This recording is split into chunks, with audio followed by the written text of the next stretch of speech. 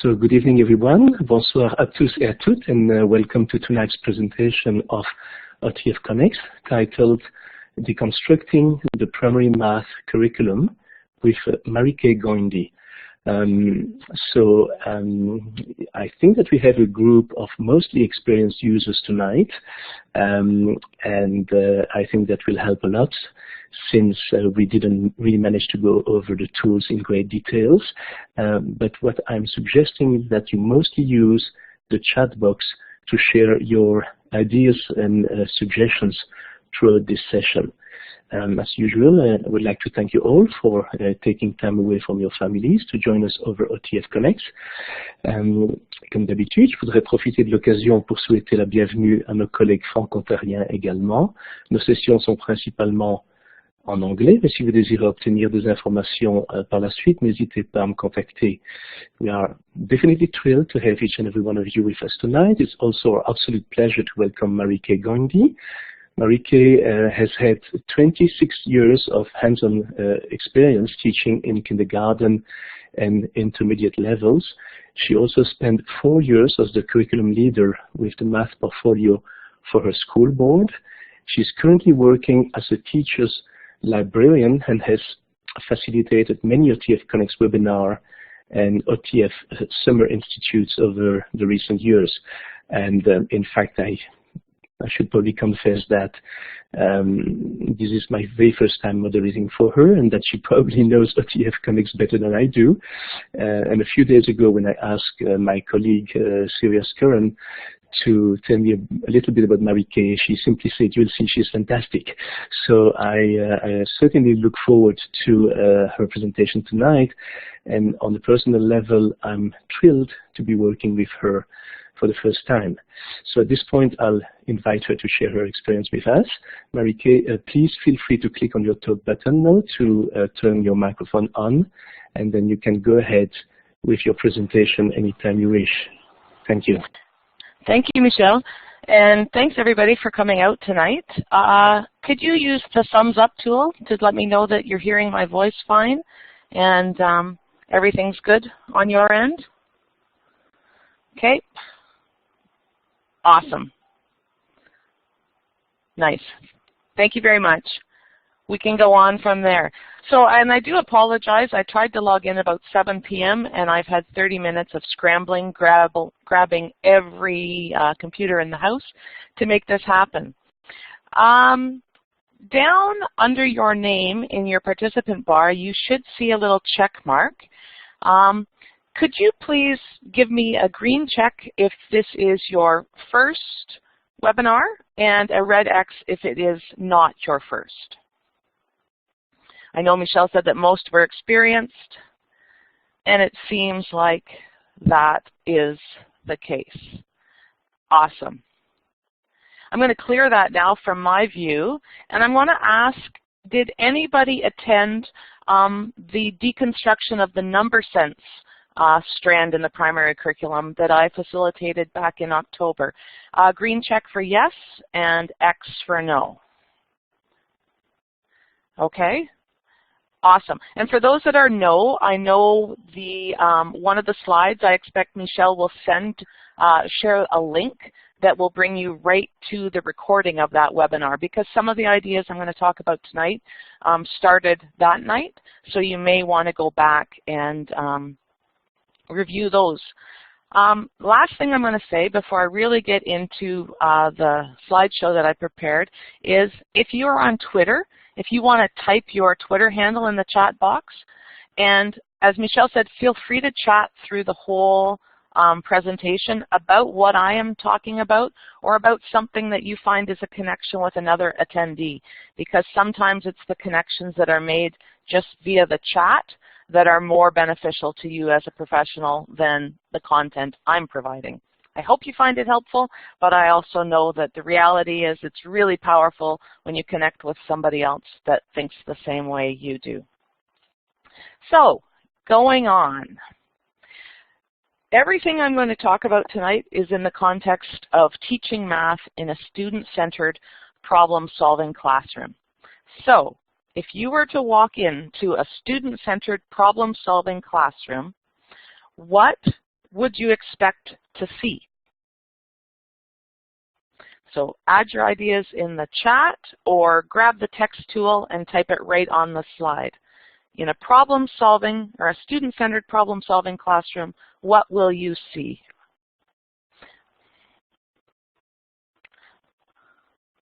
See manipulatives, see the idea of collaboration, lots of talking, real-world examples.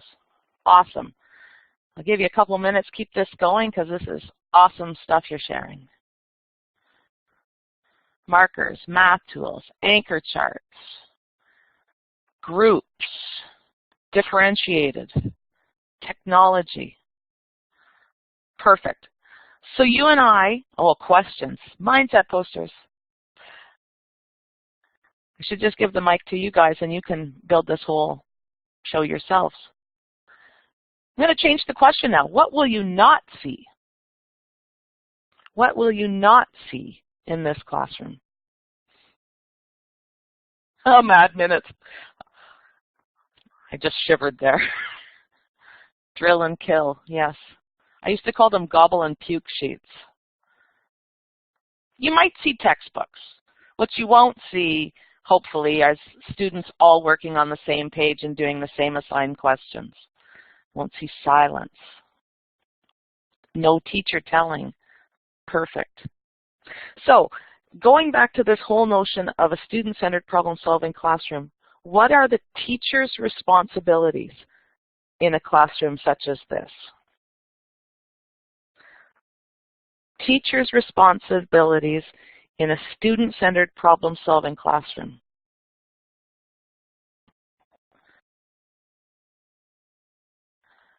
Guide the learning, yeah.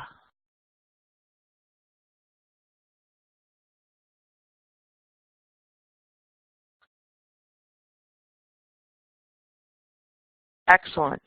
I think what happens a lot of times is teaching math through problem solving gets kind of misnamed as inquiry math, which is, it could be a fine name, except it's not the whatever kids find will be fine. The teacher is very much still in control of the curriculum.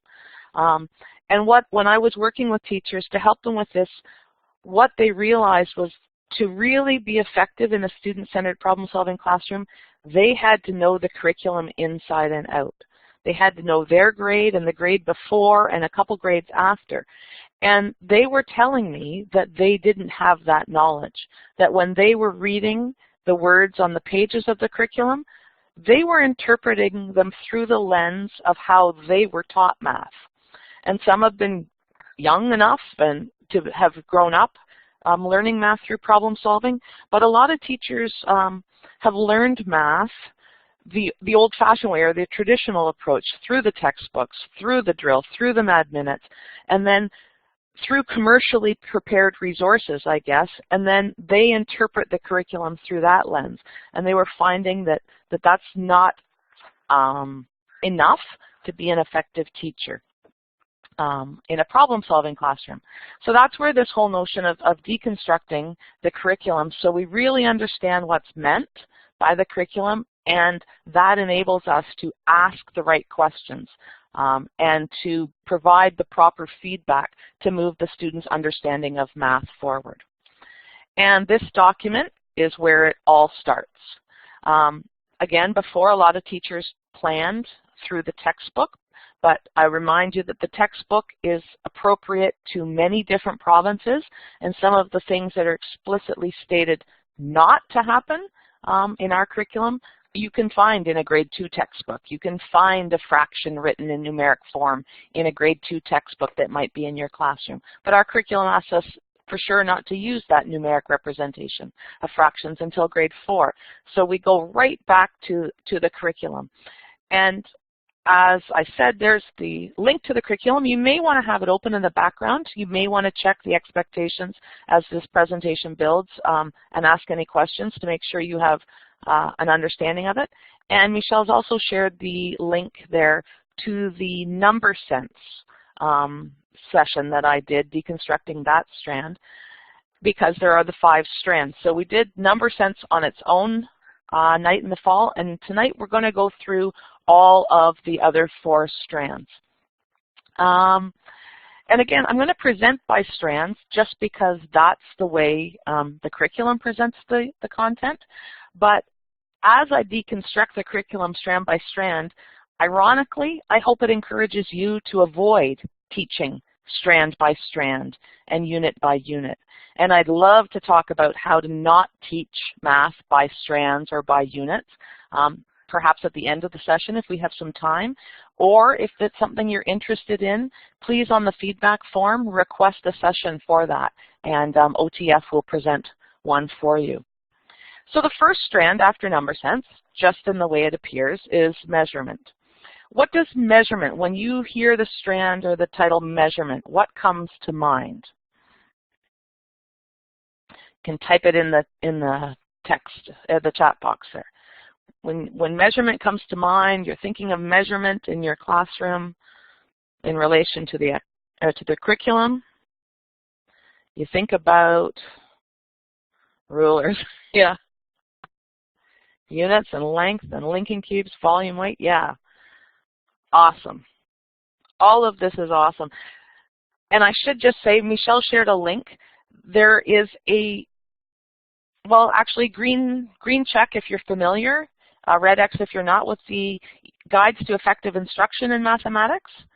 Have any of you accessed those documents? Lots of green checks. That's great. I really recommend, Michelle shared the link, so if it's new to you, go back and find that link, and actually you'll get a page of links at the end of the session. But the front matter in that document is really, really powerful in helping people understand what measurement means in a primary classroom. But basically, it means this. It's the how muchness of something. And I know when I was taught measurement, I was taught specific definitions, and I remember seeing charts of the metric unit, like the staircase with with meters in the middle, and then all the prefixes going up and down, and I had to memorize the jumps and what all the prefixes meant. I remember charts and formulas and calculations. And we're asked to not teach math that way because it works against their developing a sense of how muchness. It kind of makes it very linear, this whole, that's not a joke, but it makes it kind of like from A to B, it's a straight line to develop all these measurement concepts. And that's not really what measurement should be about. It's about that sense of how muchness and wondering and a lot of comparison. And we'll see that in a minute. Just to get started, how could you measure an ice cream cone? Grab the text tool and put it right on the slide, or again, what are the things you could measure if you were measuring an ice cream cone? Chat box or right on the slide.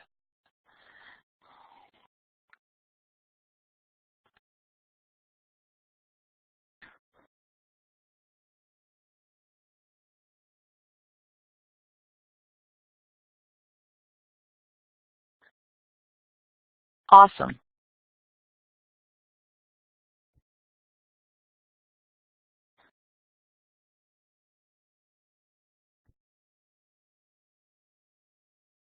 You could measure unit of enjoyment per dollar spent. If you're a Haagen-Dazs lover, you know what I mean. Awesome, awesome, awesome. So a lot of these ideas, some are traditionally math concepts that you may have done in a classroom, but some of them are other ideas that you could measure. How many smiles, would you get through the length of you eating an ice cream cone? So that's also a measurement idea. Perfect. So maybe that's what you do on a hot day in June. You bring in some popsicles and you measure popsicles and build this how muchness, not just in the traditional way of length and mass, but you expand to all these other concepts. And a neat book to really tie into measuring in primary is called Measuring Penny. Green check if you're familiar with this book.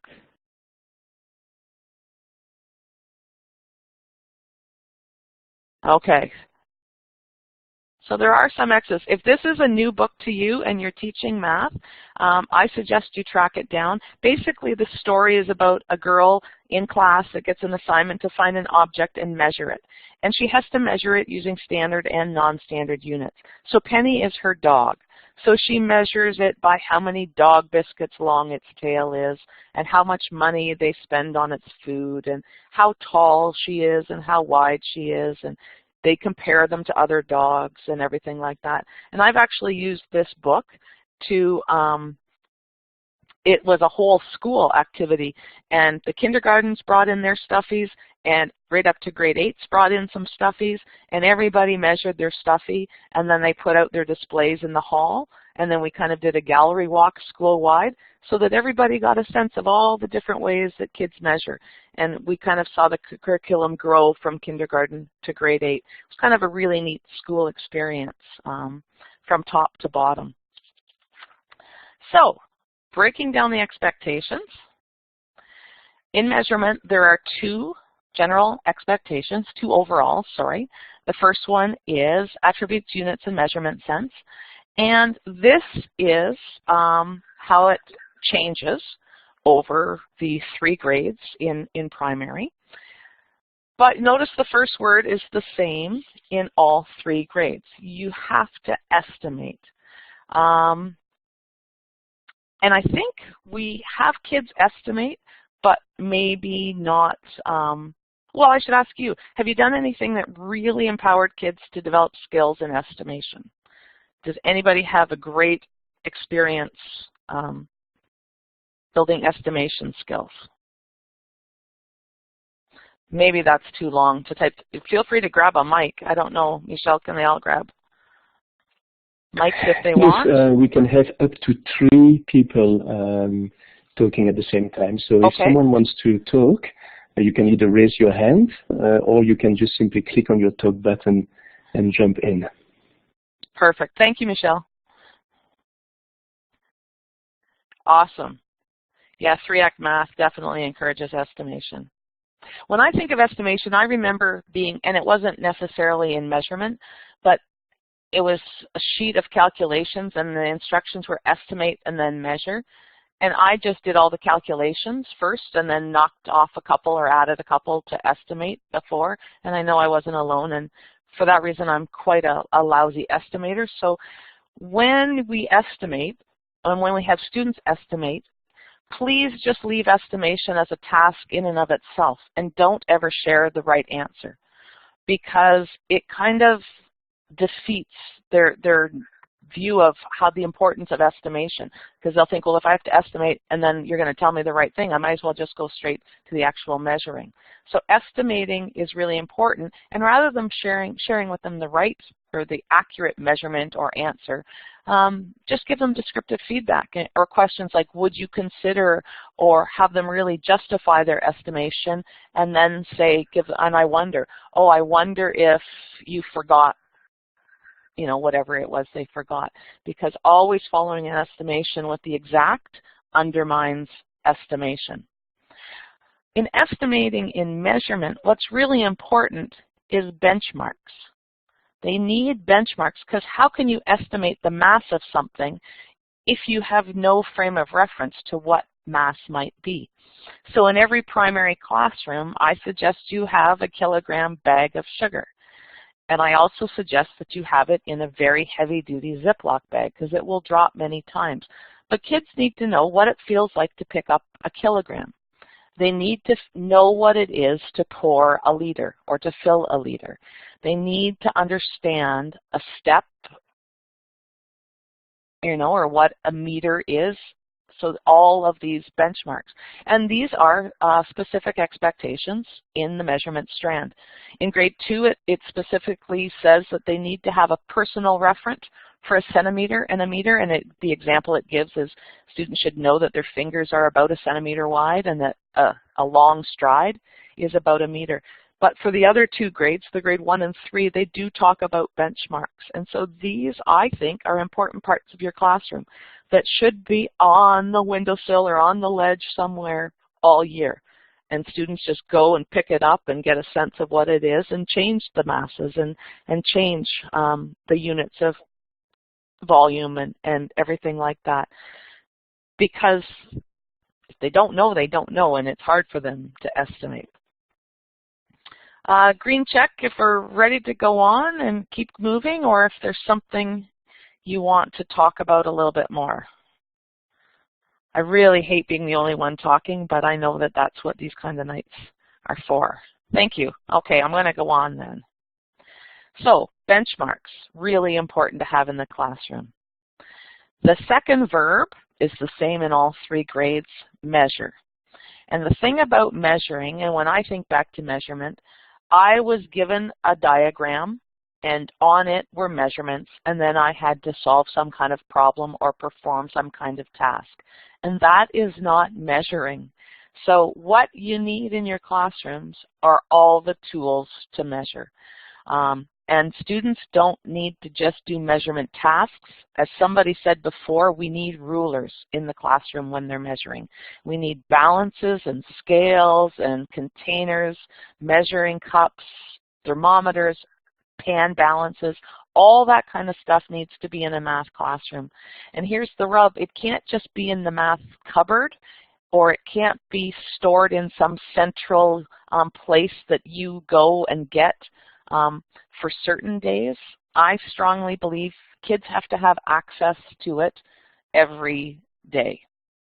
And I don't know that I would teach this in units, but I might give a challenge, or one of the jobs is to water the plant and water it with 500 milliliters of water every Friday or something like that. So they actually have to measure and then carry out a task. The clock, I would never teach a whole unit on analog time, because I think I would pluck out my eyelashes because it's painful, because students don't have experience. But I would ask every day, okay, we're going to gym in 15 minutes, and I would give a job. Can you tell me when 15 minutes is up?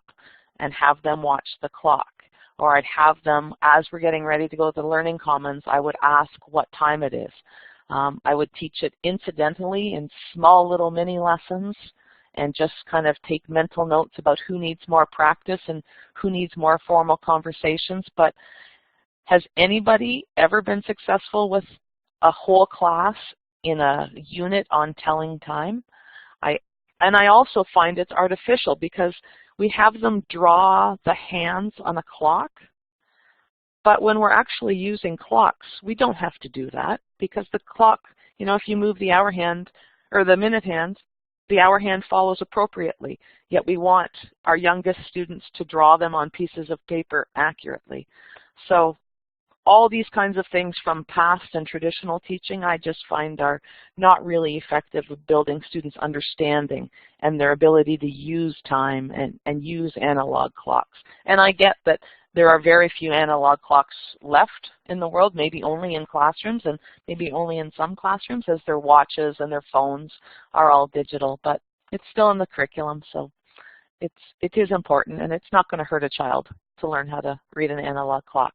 But the 2-week unit on reading an analog clock, it might hurt you more than them, but maybe not be so beneficial. Here's something too, is for the feedback on measuring. If they are actually just using the tools, it's going to be hard to get assessment data all the time. So what I found was really successful was to build a series of questions or checkpoints that students would ask themselves when they're learning how to use a tool and when they're seeing how accurately they were using the tool.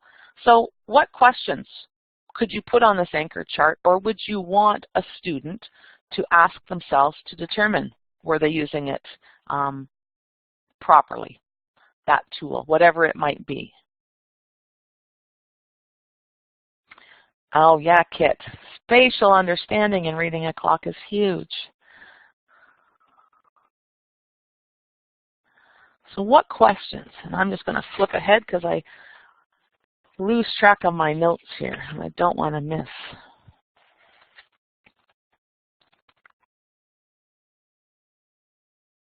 Or maybe this question is a little obscure.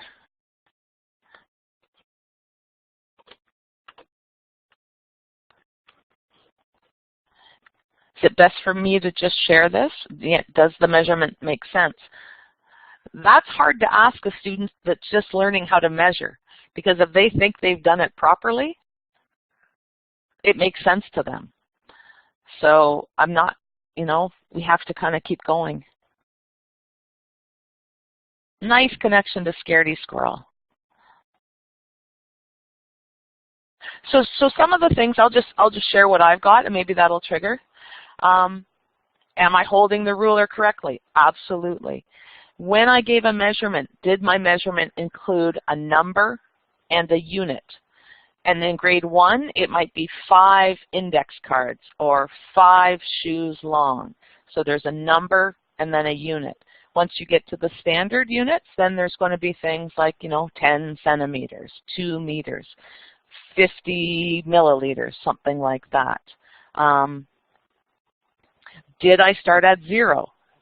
Huge importance for students once they start using standard units and a measuring tool. Were all the units the same? Did I use my dad's shoe, my baby sister's shoe, and my shoe and say that something's 3 shoes long?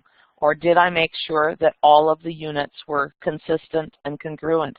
That's really important in giving a measurement.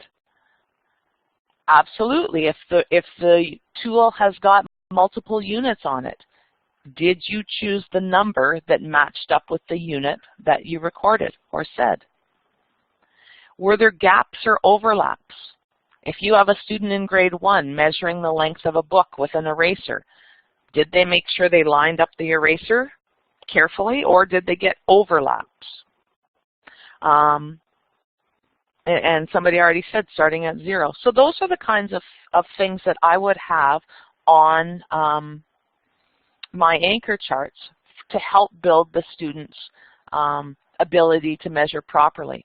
And then we did a lot of peer measuring, and when one of the peers was measuring, the other was kind of checking the chart and saying, would you consider moving this eraser to get rid of this gap? Or something like that. So the person observing was keeping an eye on the anchor chart and giving feedback as to what the measurer could improve on.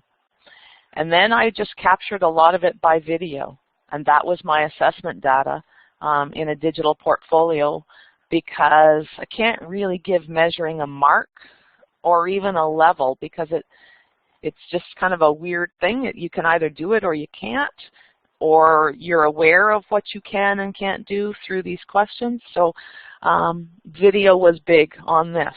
And I don't know if you've started to make the switch through teaching through problem solving.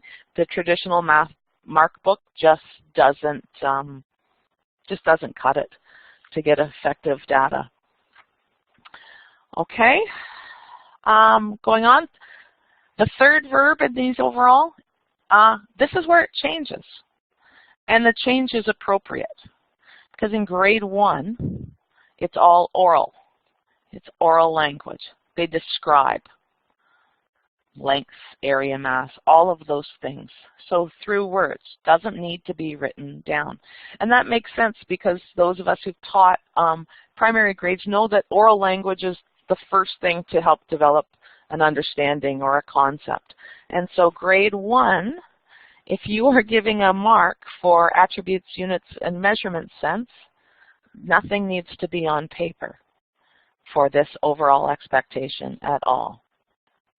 How do you put a mark for a report card? You gather evidence through video, through performance tasks, through things that students create, and you use professional judgment on where it falls on the assessment chart. Because it doesn't need to be a median of achieved scores. That's not how the mark comes. And so it really is professional judgment on the performance that you see. The consistency with which you see accuracy, I guess, is probably the benchmark for the A. Consistent accuracy is probably an A. Almost consistent or almost would be a B on this expectation in this one strand. Then in grade 2, so going back to the in grade 1 classroom, so what I would have and what I'd encourage in a grade 1 class would be anchor charts of the words that they should be using when they describe. Anchor charts of sentence starters, so when they're describing measurements, what kind of ideas might they want to share? Sentence starters, lots of teacher talk where you model. Maybe you make a video of an exemplary description of measurement. You've measured penny or you've measured something like that, and you do a teacher talk, and they have access to that video so they can watch you do that describing, and then they can compare what they do with what you do. Lots of peer conversations as well. And then in the next 2 grades, you see it shifts to actually being recorded on paper. So instead of having the anchor charts about what words you'd say, I would suggest anchor charts of how you record measurements, where you put the number and how you put the unit after so that it reads as one measurement, things like that. Questions or comments about that? You see, note the difference between non-standard units and standard.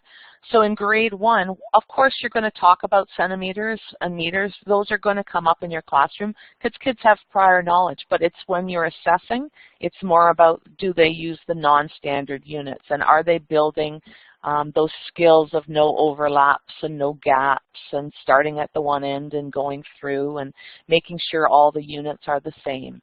So that's where the assessment comes in there. I'm not seeing anybody typing frantically when I look down the list of attendees. Yes, MJ, you will absolutely get these. You'll get a link. You'll get the exact, what I'm saying now, you'll get the recording with the slides and all the links that have been shared in the chat box. So you get everything. The next overall is measurement relationship. So this is the other part of your measurement mark. And the verbs are all the same this time: compare, describe, and order. Some big ideas come out in this strand, and sometimes we get caught up in the little nitty-gritty, but remember, we're just kind of building the student's sense of how muchness. So everything we do goes back to building that sense of how muchness. And some of the big ideas that come up in this strand are when you use a bigger unit, you need fewer of them to complete the same measurement. So if I'm going to use large index cards to measure my desk, I'm going to need fewer of them than my friend who might be using the small index cards. That concept comes up in grade 1, and if they get that understanding in grade 1, by the time they get to, I've taught grade 7, students didn't know which way to move the decimal when they're converting between meters and centimeters or kilometers and centimeters. That was just a guessing game for a lot of students because they didn't understand that big idea of the bigger the unit, the fewer I'm going to need. So the smaller the number will be in my measurement if the unit is larger. The other big idea that comes in this strand, because you're comparing, is the smaller the unit I use, the more precise my measurement can be.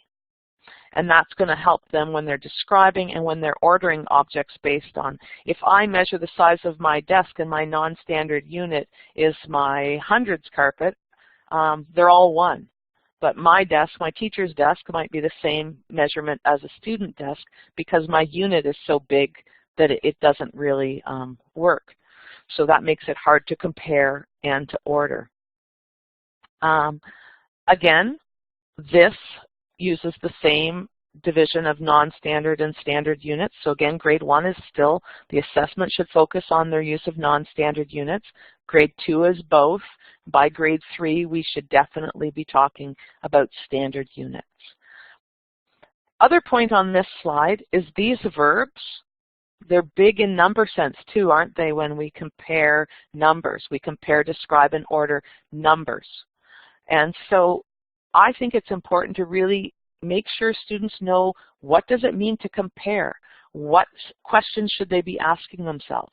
And if we build that in number sense, hey, look, those skills that we built there are appropriate here too. So whether we're comparing 15 and 10, or whether we're comparing my desk to your desk or your shoe to my shoe, comparing, they're the same types of thought processes that run through our heads. Same for describing and same for ordering.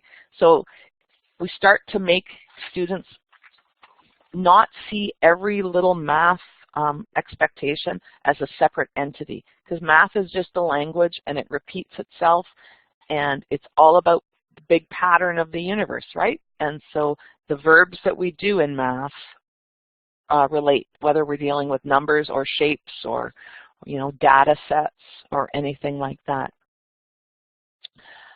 So the next, well, before we go on, if you've got a document, a curriculum document close to you, is there a specific expectation, or is there anything that you want to ask about in measurement? I really just encourage you to go back to ask your question, does this help students develop that sense of how muchness? And if you address those overall expectations and pick up the examples from the specifics, you know, just keep asking, is that helping them develop how muchness? And if it is, it's worth the class time. And if it's just one of those, you know, things that you can't figure out how it works, maybe you don't spend a lot of time on it, or like none, because we do have some professional discretion over how we address the specific expectations. So, are we ready to go on to geometry? Green check for yes. Lots of green checks. Awesome. Perfect.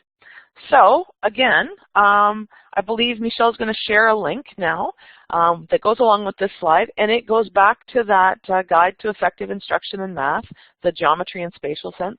There's another whole document, and again, the front matter is really, really strong to help you understand what our curriculum is asking over the primary grades.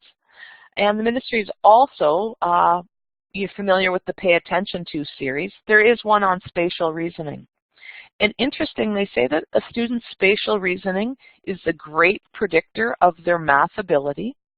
And it's kind of neat because spatial reasoning is the one skill that we can improve upon or help students improve upon forever.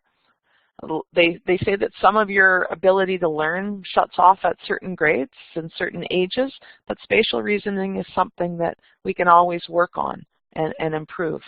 And that's good for me because I'm not sure I'm very strong in this skill, but we'll see. So just to kind of start differentiating, and here is where traditional teaching really bogs us down a lot.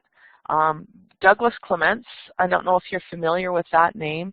He is, I think, at University of Buffalo, and he does a lot of research in early childhood math and primary math.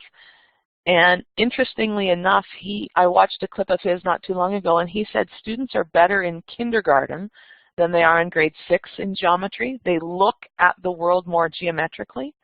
But by grade 6, we've kind of schooled a sense of geometry right out of them.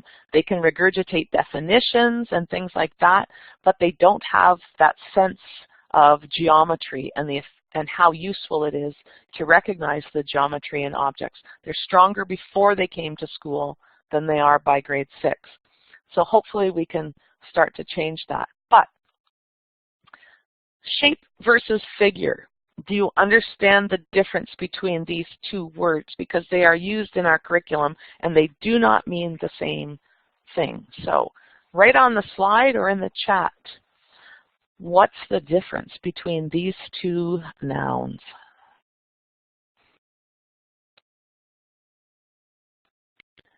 And I'm going to turn off my mic while I swig a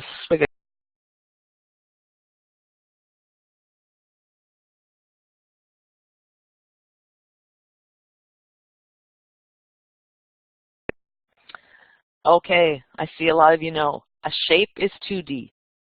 So two-dimensional, it's a shape. If it's three-dimensional, our curriculum refers to it as a figure. It's really important that we use those words properly and don't call a cone a shape or a cube a shape. And so we need to train ourselves to call them figures, because it's confusing for students if we use the words. Their parents will use the words interchangeably possibly, but it's really important that we don't, so that we can help them see the differences. Because again, it's all about comparing, and that's big in this strand as well. But if we use the word interchangeable, then they get confused in terms of what it is that they have to compare. Okay, so that's one of the distinctions. So what's the difference between a shape and a polygon?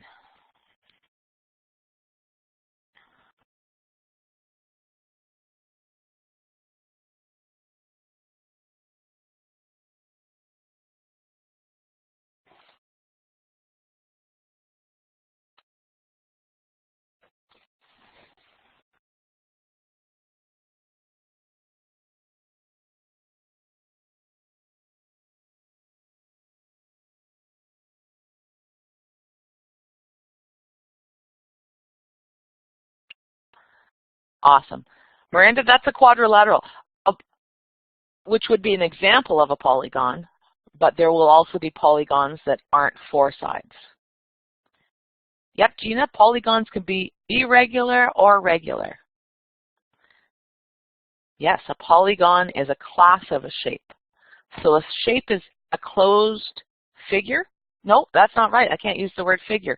A shape is a closed, what would I say there?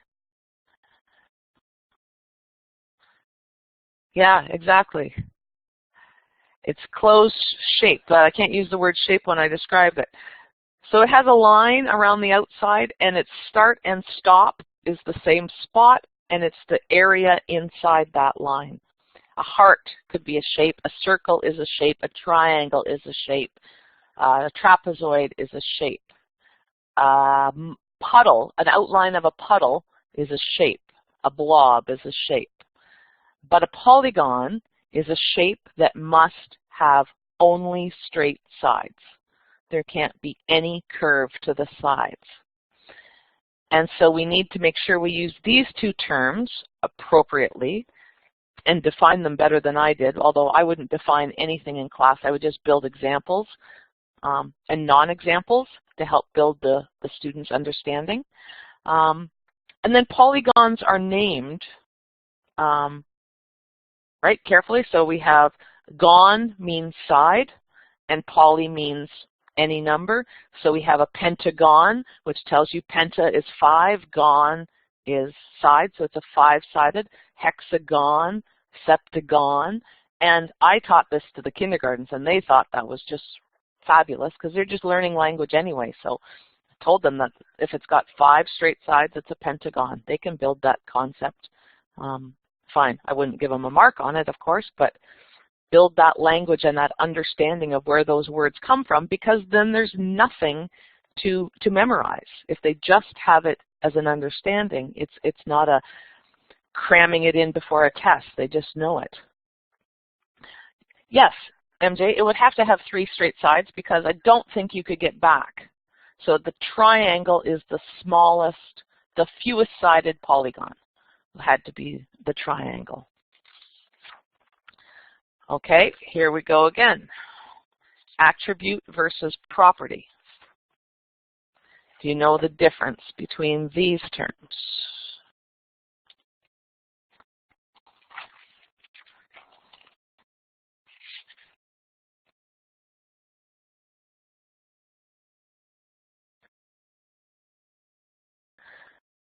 And here's where your brain will start to hurt, so I'll warn you now. So if you need to go get a coffee or a tea or something, because you don't want your brain to hurt.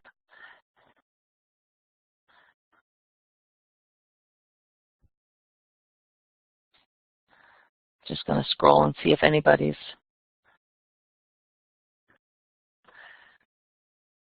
Yeah, Jennifer, I did for a while too, and then it finally stuck because I didn't have this understanding. And that's just the thing. I was teaching without this understanding. And then it's hard to kind of teach through problem solving, because if I don't understand, I don't have the precise kind of intervention that's going to help the student move on to the next concept or the next level of understanding.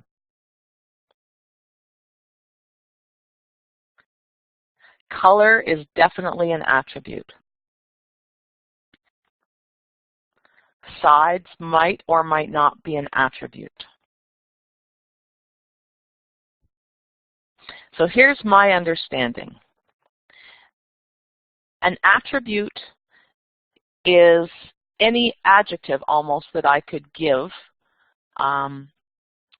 to the object being described. A property must be true for all objects in the same class. So think of your attribute blocks at school. You probably have a large red triangle and a small red triangle. So red is an attribute of those triangles, but it is not a property of all triangles. The property would have to be true for all triangles. So three-sided, three angles, two-dimensional. Those are properties of triangles because it's true for all of them. Whether it's red, whether it's thick, whether it's thin, those are attributes. Because not all triangles are going to have the same attributes, but they always will have the same properties. Thumbs up if that helps, or a green check if that helps. Okay, good.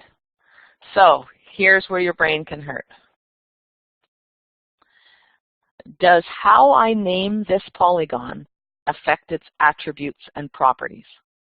And here's the thing, this is grade 2 and 3 geometry. So this is actually in the curriculum of ideas we need to bump our grade 2 and 3 students against. So the question again, Lisa, sorry, I'm going to answer Lisa's question. I don't think it's important for them to articulate the difference, but they need to know the difference.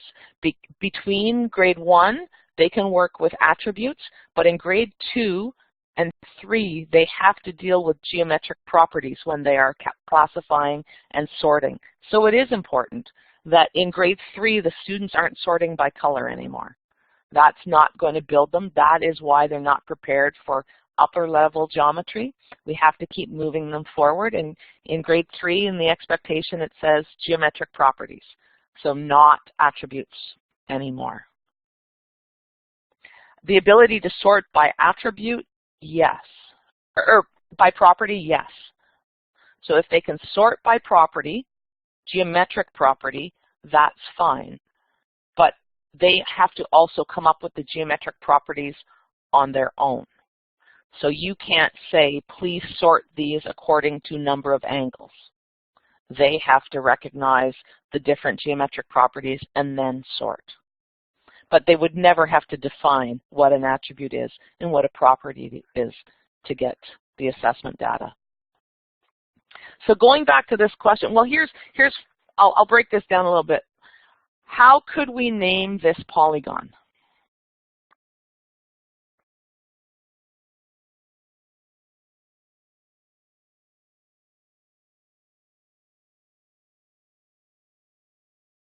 Quadrilateral? Absolutely. Square? Absolutely.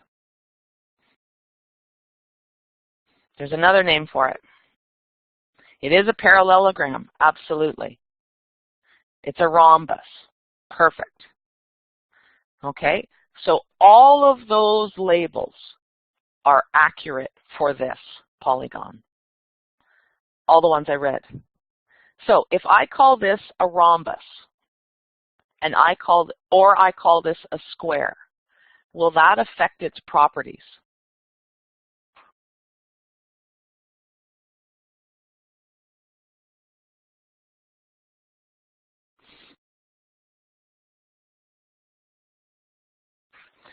So the first answer I saw was a yes, and it was from Jennifer Moore.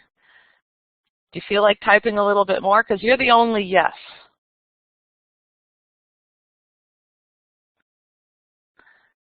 The rhombus has different angles than a square, or it could have different angles than a square. Could have, absolutely. So if I call this a rhombus, a property of this rhombus is that it has 90-degree angles. But because an attribute of this, now I've messed it up. An attribute of this rhombus is that it has 90-degree angles. But because all rhombuses don't have to have 90-degree angles, that makes it an attribute of this rhombus and not a property of all rhombuses. If I call it a square, however, the fact that it has 4 90-degree angles, that's a property, because all squares must have 90-degree angles. So think of all this level of questioning that, I mean, I prepared this and I'm stumbling over explaining it. And our heads have to really, you know, do a little bit of work to get this out. And the 9-year-olds and the 8-year-olds in our classroom are supposed to be wrestling with these ideas. And I think they can wrestle with these ideas.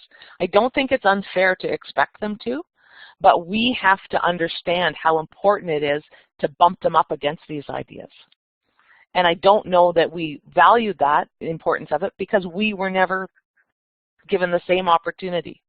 But that is a grade 3 task, is to see this as a rhombus and know that if this is a rhombus, the 4 90-degree angles are only an attribute. But if it's a square, if I label it as a square, that becomes a property. It's so challenging. But we're up for the task because we know teaching is hard. We knew that getting in. Absolutely, it would apply to the parallelogram and the quadrilateral as well. The 90-degree corners, angles, would be attributes if I label this a parallelogram or I label it a quadrilateral. And Douglas Clements talks about this, and this is just a little snippet out of there's a great quadrilateral flow chart in that Guide to Effective Instruction for Geometry. So if you're feeling like, I don't know this, go there, because it's a really nice summary. Yeah, Lisa, I agree. Lots of people, and that was his point exactly. If you look at the square and ask a student to give a name for that shape or that polygon, and the student says rectangle, there are lots of teachers who will say, no, that's not a rectangle, that's a square. Because we grew up thinking that the rectangles had 2 long sides and 2 shorter sides. So the fact that it has 4 of the same sides makes it not be a rectangle. We never grew up thinking, oh yes, it's just a special rectangle with 4 equal sides. And so we have to make sure that our teaching goes to the real math, not just to the way that we were taught. And commercial products, right? If you go into Scholar's Choice and buy a Polygon poster, they will have them named very distinctly, and it doesn't ever say probably that, well, actually it's a square and it's a rectangle and it's a rhombus and it's a parallelogram and it's a quadrilateral and it's a polygon. It doesn't name it all, it just calls it a square. So we have to help our students wrestle with that idea. And so again, Clements just encourages us not to give definitions, but to focus on classifying these polygons by their geometric properties. And that will really help build their geometric understanding of the world. And he suggests they probably had it coming into kindergarten, as I said before, so we just have to make sure we don't over-define and have them draw and have them label with the one right answer. We have to have them see how many different answers there could be. Kit, you're stealing my show here, because here's the next thing for geometric properties. And you see here, first one, grade 1, says by attributes, so color is absolutely fine for them to sort in grade 1.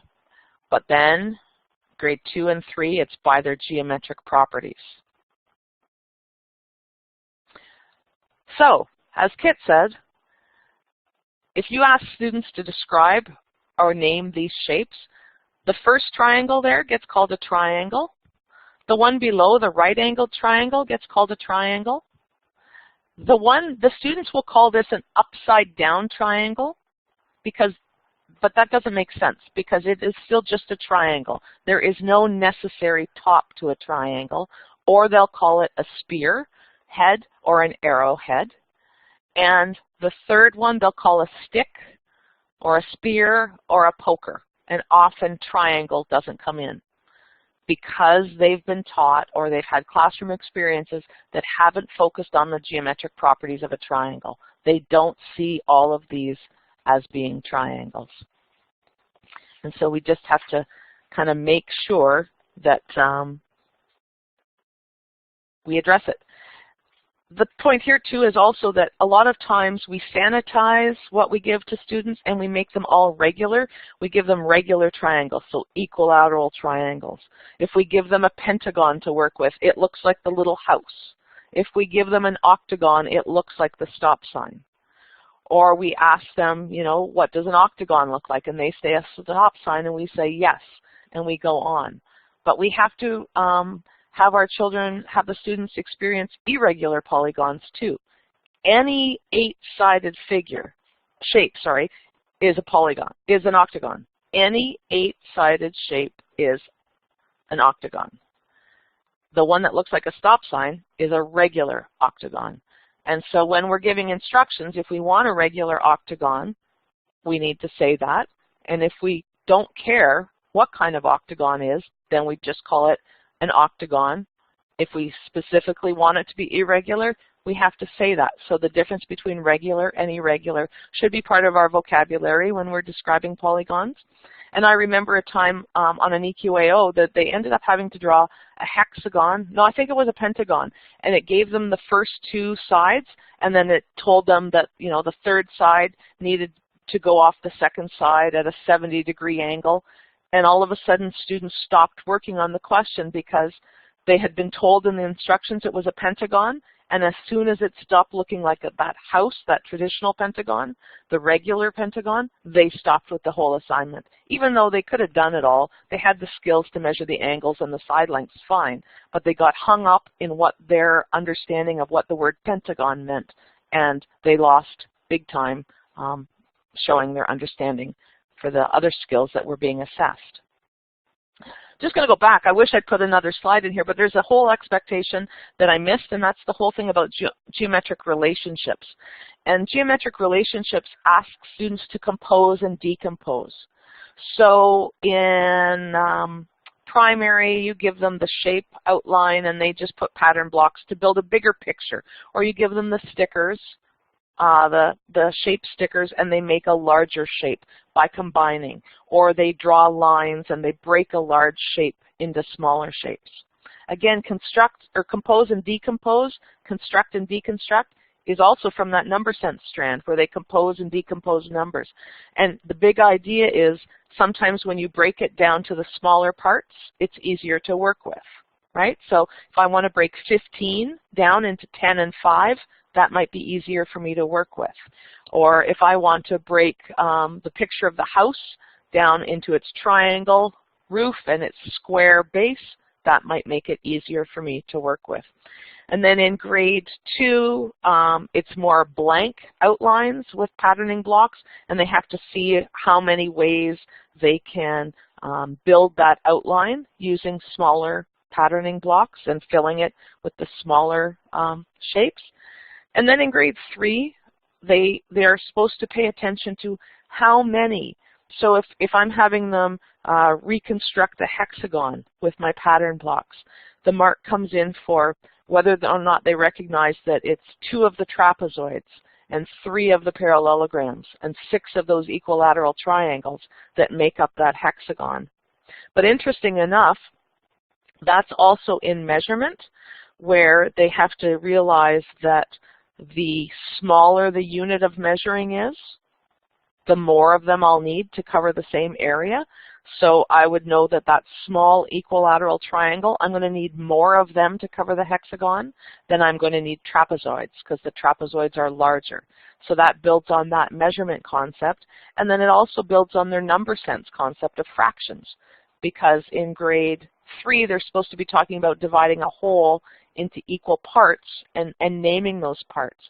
So if I divide it into 2, the trapezoids, and I've got 2 equal parts, I talk about that as being a half. And if I divide it into those 6 small equilateral triangles, then I can refer to a triangle as being a 1/6 of that hexagon. So again, you start to see how interconnected all these strands are. And that's a big thing that comes out of that geometric relationships overall expectation. The third one is that spatial sense.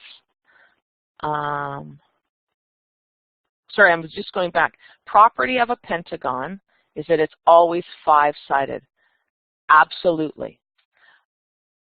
Absolutely. Property of a regular pentagon is that the sides are equal and the angles are equal. But the 5-sidedness is a property. It's true for all pentagons. And no, I think it was a grade 6 question, but it's still totally under, their misunderstanding of what a pentagon was, which they should have understood in grade 2 and 3, probably grade 1, really got in their way for this grade 6 EQAO. Spatial reasoning, spatial sense. In grade 1, it's the preposition. Is it on? Is it under? Is it beside? Is it left? Is it right? Is it in front of? Is it behind? It's kind of the prepositional math. And they're supposed to describe location using those prepositions. And then it keeps building through the grade 2. And in class, you could do treasure maps or I Spy games or all those kinds of things. Again, I'm not sure this is a unit. I think it's just something that you do as a routine in class. It's a way that your class thinks about objects and their relationship. It's how they line up. You give an instruction, I'd like you to line up, and Bobby, I'd like you to be, 3 positions in front of somebody else, and you just kind of build their understanding of location this way. But spatial sense is huge too, and it goes into the other strands. It's not just geometry, and a lot of times we skip over the spatial sense of it, but as somebody already mentioned, it helps with the clock, right? Your spatial sense on the clock lets you know, okay, that's, 1/4 past is farther away than 5 past. And if you're just reading the minute hand, your spatial sense lets you know what time it is, even without the numbers being on the clock. Helps with their number sense here. So here's just an open number line that a student was working on, and actually it was rewritten. Sorry. So it's not actual student work, but it's their student thinking. And my question is, what comments would you give to the student who, don't worry about the big blue arrow at the top, that was just my reminder, but so a student did this number line. What do you know about their spatial sense and how it relates to their number sense? Do you see anything there that you might want to question a student about? Adding 2-digit numbers, grade 2, maybe grade 3, right?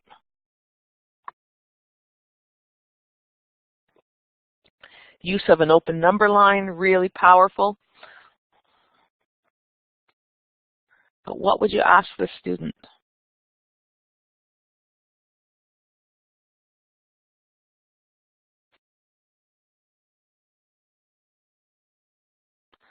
Exactly, Jennifer. I'd question that child. Why did you start at 31? That's fine too. You could ask them that because they could have done 3 jumps of 10. But it doesn't matter, right? Why they started with 31. It's still the same addition question. Doesn't matter where they start. But I like this question of why is your 2 jumps of 10 about the same size as your jump of 5? I would just question that student about that. The math is right. If I'm assessing it for number sense, they've made perfect, explanation. I know what they were thinking for sure. But I might question that child on spatial sense because the 5 shouldn't be as big a jump as the 10. And I just want to kind of make sure that, yeah, absolutely, the use of color. I don't know why they did that. I'm not sure that that's not just the adult who recopied this too, but so you see how important spatial sense is to developing their number sense. And you might want to, you might uncover misunderstanding in number sense based on how they represent an idea spatially. See, Michelle already put the links for patterning in algebra. Huge strand here. A lot of teachers don't like teaching it either, so they skip over it, but please don't. Why is it important to provide an open number line? Jennifer, I won't take the time now, but I'll say that there's a clip on the ministry sites by Dr. Alex Lawson, and if you Google Lawson Open Number Line Ontario, I bet the clip comes up, and it is linked in that number sense unit or webinar that I did in the fall. Really powerful clip to watch. It's 10 minutes long. It's the best 10 minutes of PD I've had in a long time. So, oh, that is why. Sorry. Yeah, absolutely. Dr. Alex Lawson, absolutely. That's the person. Great clip to watch, especially if you're teaching primary math. Changed how I teach math. 10 minutes, and was a big, big push for me. So the first strand, patterns and relationships. And this is where we tend to focus a lot in primary math, and the kids make patterns, okay? Patterns, patterns, patterns, patterns.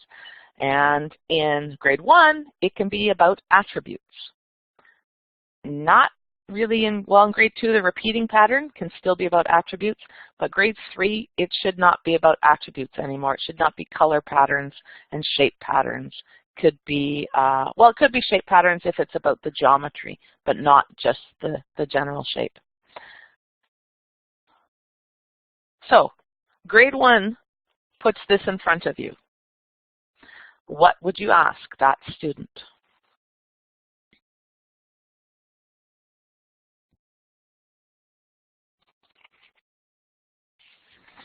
And I'm being mindful of the time. Describe your pattern. What did you notice? Absolutely. What comes next? Absolutely. What is the core? Huge question. If you are talking to a child about a pattern, they need to articulate the core. If they don't, it's a random guess, and anything could come next. I could put a big blue elephant next and be right, because maybe it's big bear, little bear, big blue, little bear, big blue, little bear, big blue, little bear, big blue elephant. And that could be the pattern. So without stating what the core is, there is no accurate description of the pattern. Really, really important. What changes? Great. Green check if you would want them to tell you that this was an A-B pattern. Or if you teach about A-B patterns in grade 1. Lots of yeses. It's good. It's fine. Why? Why do you care? Or what is the benefit to the student of knowing that this is an A-B pattern? And that's a big question. Who cares? Who cares that it's an A-B pattern? It develops generalization. Absolutely. It defines the core. Yeah, they could just say biglet, biglet. Absolutely. It doesn't need to be A-B, A-B. As long as they've identified the core, it develops generalizations. What is the generalization that is important for students to know if it's an A-B pattern?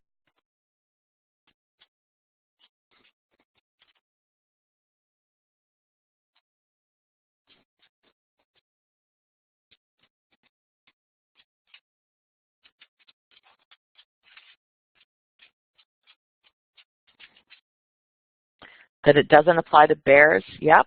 It can apply to other contexts? Yep. Yep. But what is it about the A-B-ness that's important?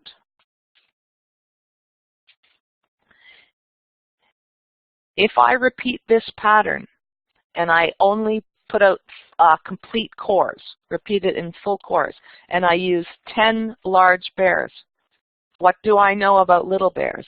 Because it's an A-B pattern.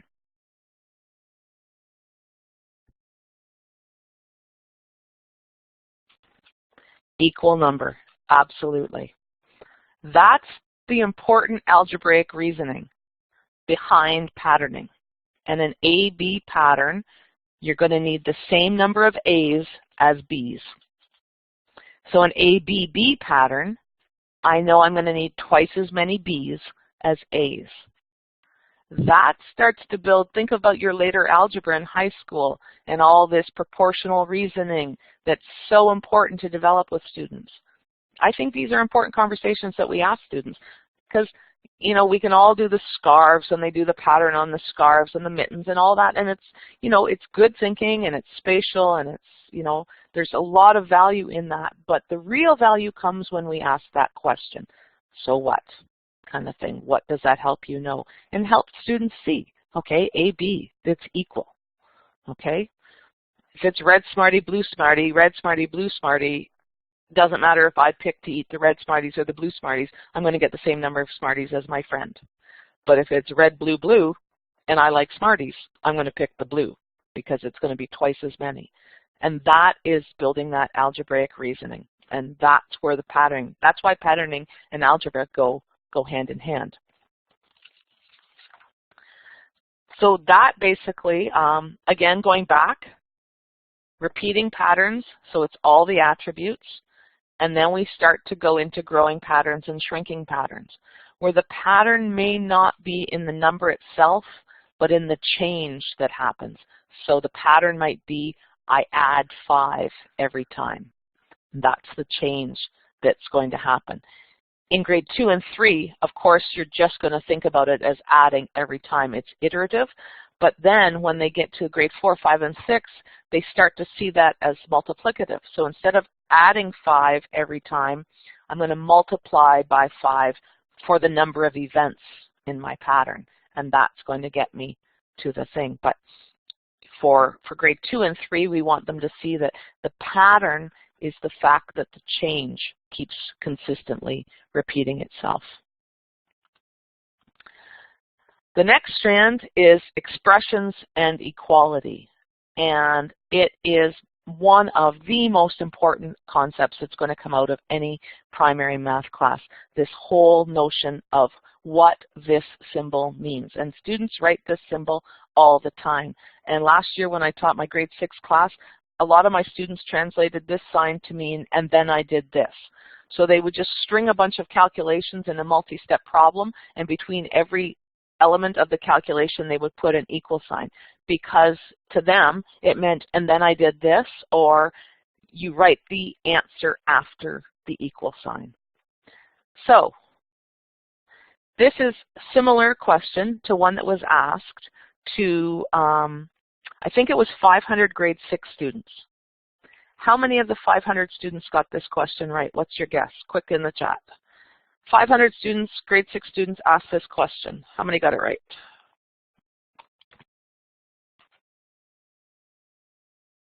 Wow, you are optimistic.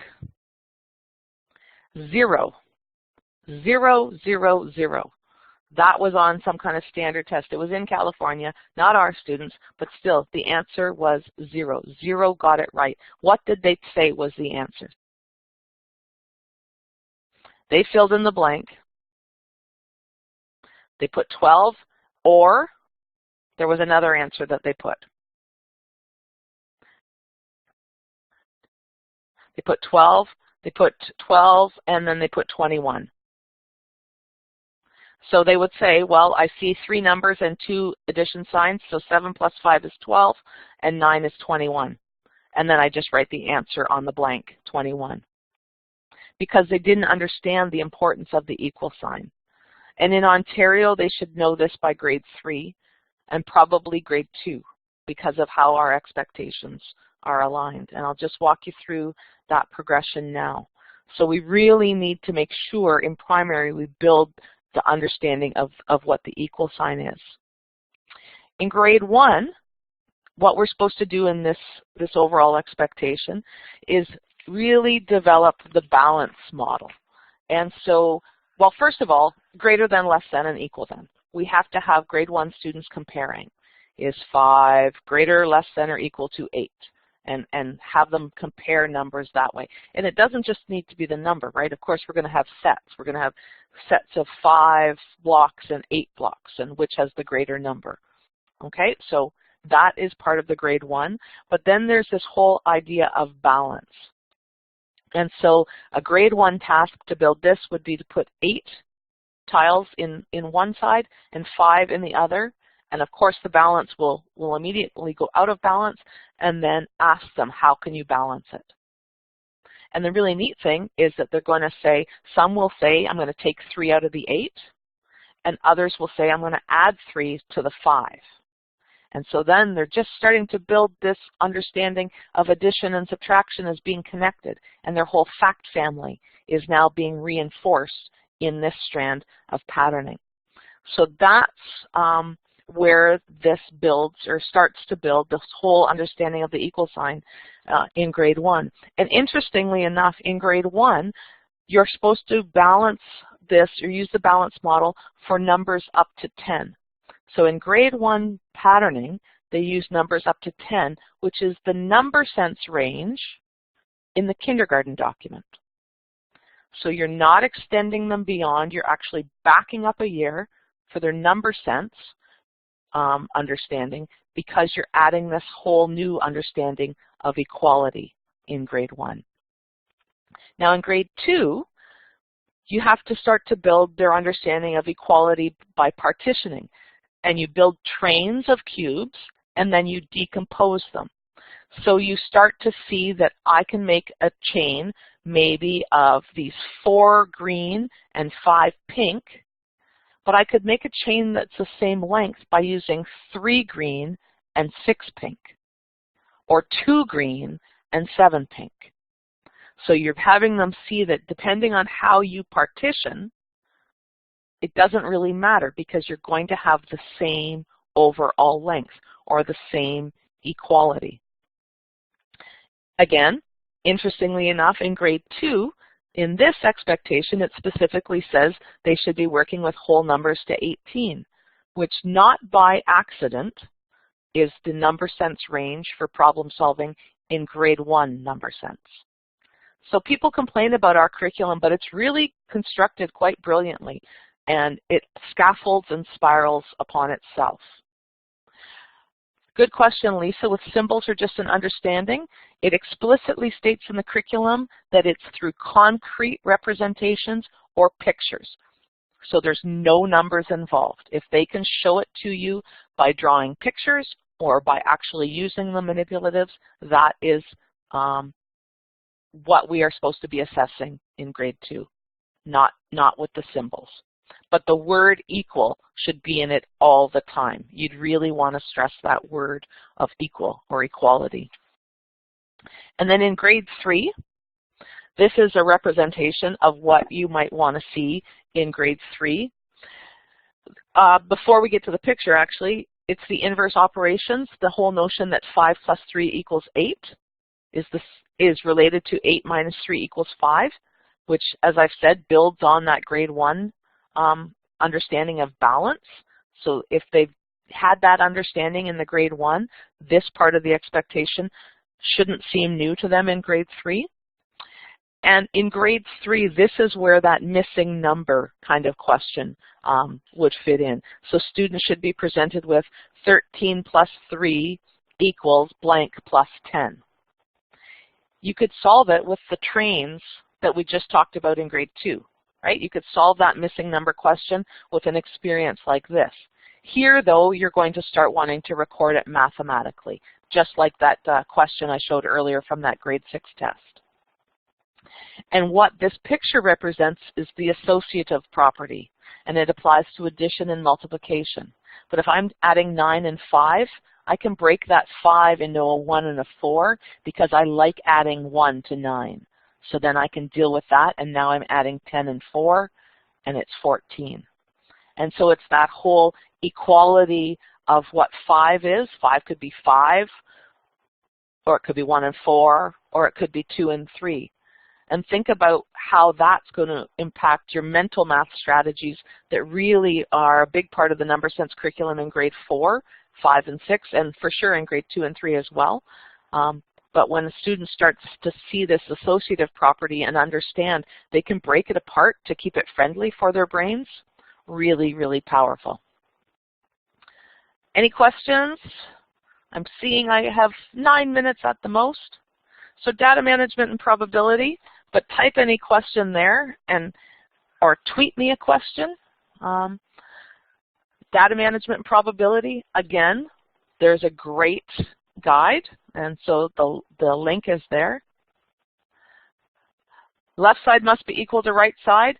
Yeah, sure, left side, right side, that's definitely a concept that gets talked about in high school math too when you're balancing equations. One side of the equal side, I guess it's just side of what. You want to make sure the students understand side of what, and it's left side of the equal sign must be equal to the right side of the equal sign. So just keep building that equality notion. So, yeah, the words in primary of equality, absolutely. Doesn't need the equal sign, doesn't need to be, you know, written down that way, but for sure. Yeah, same as, but some students don't see it as the same as because it's not. 5 plus 3 is not the same as 4 plus 4. So I think we should use the word equal and build that, the word and the language of equality, and use the math.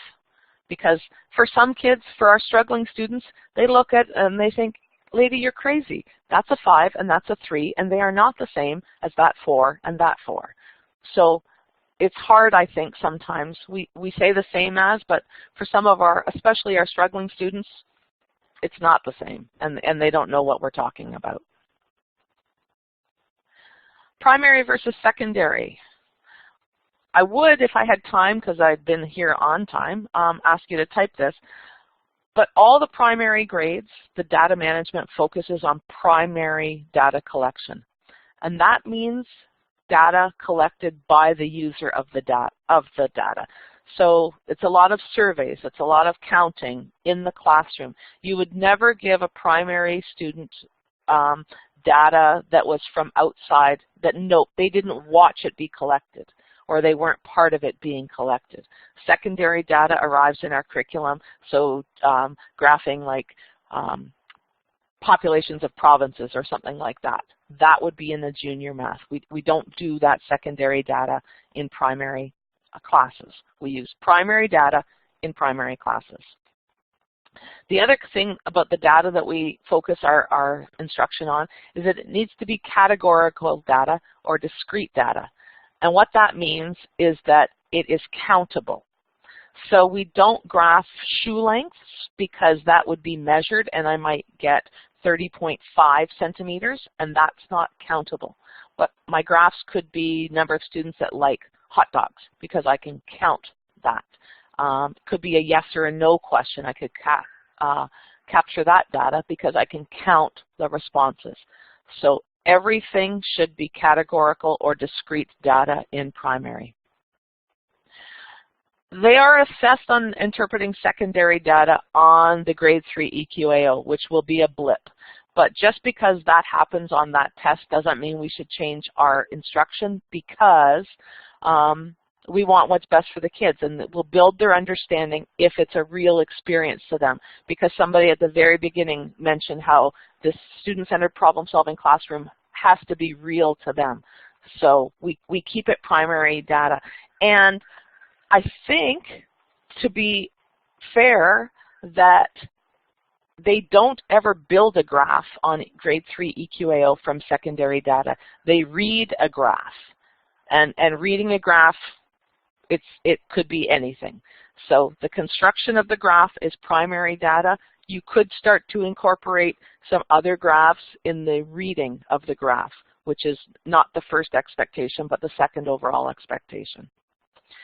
I love preaching to the choir. It's easier. So big thing is data collection. Okay? Easy ways to collect it. And again, this is just a screenshot out of that Guide to Effective Instruction for Data. They have a whole other page of different ways to collect it. It might be your entry question. It might be as they walk in, they do answer a survey question, and that's how you do data management. Maybe it's not a unit. Maybe it's just something that happens, 2 or 3 days a week when they come in. It definitely was the first part of when my kindergartens entered. That was one of the first things that they did as they went to free choice, was they answered a question, and then part of the authentic writing was they started to write the survey questions that I would put out in the morning, and we would collect the data, and then as we moved on to something else, we would talk about the data. Lots of different ways to collect it, and in grade 1, this is all they get marked on. It should be only concrete graphs or pictographs. So where they put a sticker or where they put a cube basically is the mark that you should give a grade 1 student for their collection and display of data. The other thing I'll make note of is that for all primary grades, it's 1-to-1. So one block on that first favorite color graphs is one person.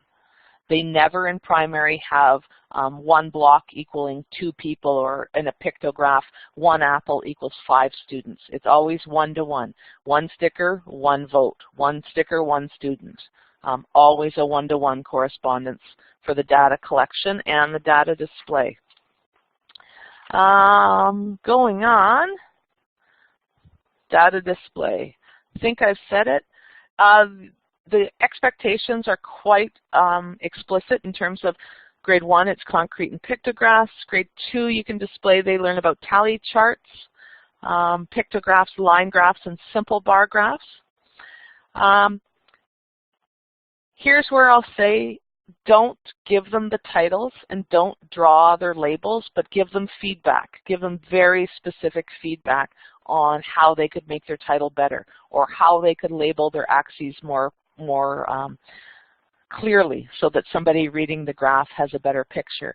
And possibly you don't want to do your data display expectation before you've done some of the reading. So you can bring in some constructed graphs and maybe you deconstruct them as a group and build an anchor chart of what a good graph must have to send a message. And really the kids need to know a graph sends a message. A graph presents data for a purpose, to send a message. Going on, the reading, they're supposed to compare. So in that reading of the graph, they need to compare. Which is more, which is less in grade 1. That's all they need to be talking about. In grade 2, because they're starting to represent it on a graph with a scale, you want a numerical value. More students like chocolate ice cream than strawberry is the grade 1 response. 4 more students like chocolate than strawberry is the grade 2 response to reading that graph, where they actually tell you how many more people like it. The last part of that strand is the probability, or when pigs fly. Grade 1, they just have to predict. They have to say it's likely, it's not likely. That's all they need to be talking about. And then in grade 2, same thing, but they predict. Which is more likely, that I roll an even number on a dice or an odd number? And you'd want them to say even chances. And in grade 3, it is about really focusing on fair game. So when they're making a game, is it a fair game? Or an experiment, is it a fair experiment? All based on probability. Hopefully, you can see that the strands aren't silos. It crosses all over back and forth, and the people that wrote the curriculum did that intentionally. It scaffolds from strand to strand and grade to grade. So we don't need to teach it all. We just need to build on a prior knowledge because it's probably there, and that whole spiraling notion. And I know Michelle's going to hop in and say the ending stuff, and I've gone 9 o'clock. I'm going to keep you a little bit longer just because of filling out the survey. And Michelle, I will mute, and I expect you're going to jump in. Yes. No Sorry problem, that I rushed no at the problem. end. Thank you so much, Mary-Kay, for this wonderful and passionate presentation. And again, our apologies for the technical difficulties at the beginning of the session, everyone. So I'm sorry about that. But as Mary-Kay said, teaching is hard. So this was probably the most challenging start to any session we have had to face, and I must admit that I'm extremely impressed with the way Mary-Kay handled the technical difficulties and managed to keep calm in the face of adversity. And maybe, Mary-Kay, your next session could be called The Art of Zen and Webinar Cycle Maintenance. I think that would be a great title. So you made a fairly content-heavy presentation look exciting and extremely palatable, even for someone like me, who has always been quite allergic to anything related to mathematics. I'm an art teacher, so, you know, as far as it gets. So if I understood your lesson properly, the properties of all OTF Connect's teachers is that they are all incredibly smart, talented, and passionate. However, Mary-Kay's attribute is that she's also the coolest under pressure. So I hope that I got this right. So thanks again, thanks again, and I also want to thank all of you for being such fantastic participants and motivated teachers, and for sharing your ideas in the chat box all along this session. I have a couple more slides, if you give me a couple more minutes of your time. We have a number of particularly interesting sessions related to mathematics in the coming days. On Monday, a presentation by Laura Ginny Newman titled Supporting Mathematics Learning in the Transition Years. On April 18, a presentation by Carl Pierce titled The Progression of Division. Carl is one of my favorite facilitators. I've worked with him a couple of times in the past, and his sessions are always extremely lively. And then on April 20, Laura Ginny Newman will be back again for the second part of her presentation on critical thinking in the primary classroom, a session that you should not miss if you enjoyed part 1 a few weeks ago. And then finally on April 26, a presentation by Jennifer Evans and Erin Clisby titled Tripping Over Math in Kindergarten. Jennifer and Erin are new to OTF Connect. It will be their first session. I warmly invite you to participate if you can, and I certainly look forward to it myself. We still have spaces for all these presentations, so please don't hesitate to register or to pass the invitations to all your colleagues. We have many more sessions planned, and actually one of my colleagues just asked me if I could share one more slide with you, so I'm going to load it. Just a second, I'm going to do that now. Okay, here it is. So I just want you to pay attention to the dates in red. I've already told you about the April 20 and April 26 session. On April 11, we have an exciting session on using Minecraft in the math classroom. And then I want to kind of bring your attention particularly to the May 1st session by Suzanne Forrester. We only have a handful of sessions in French, so that's a French session. So if you know French teachers, please send them the invitation, and obviously I'll be moderating that one, since French is my forte, should I say. I'm going to paste the links in the chat box for you if you want to visit our calendar and resource page.